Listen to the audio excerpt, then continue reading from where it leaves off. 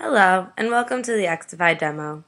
I'll quickly show you today how to configure a notification for Android, iPhone, and BlackBerry all at once.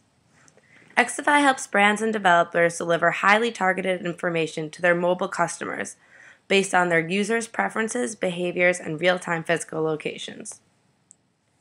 We'll start in the Notification Manager and click on Create Notification. Here is where you have the ability to enable it for Android, iPhone, and for BlackBerry. I'm going to start with Android. First, you'll put in the notification subject. Here, for example, I'm inputting half off your morning coffee.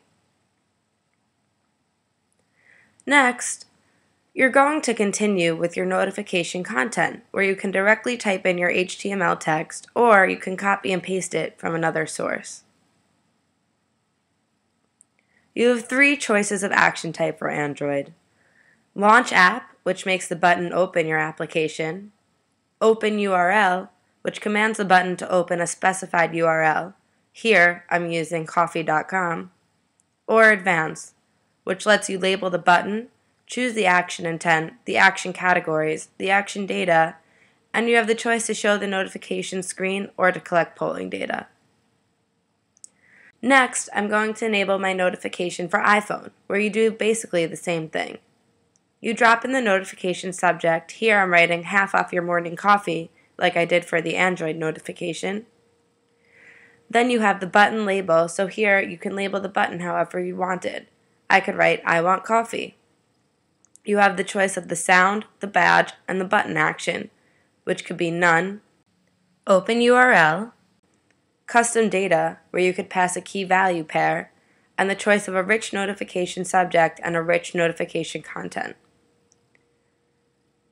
Finally, you can enable for BlackBerry, where you do the same thing, and then you click Next. On this screen, you have the available rules.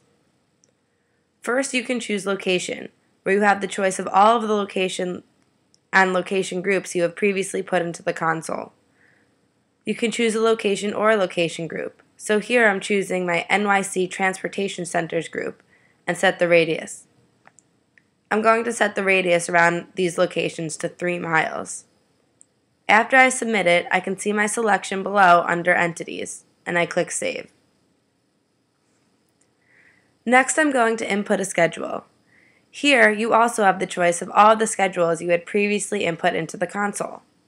I'm going to choose Tuesday morning flights. I can see it appear below under my selected schedules, and I click Save.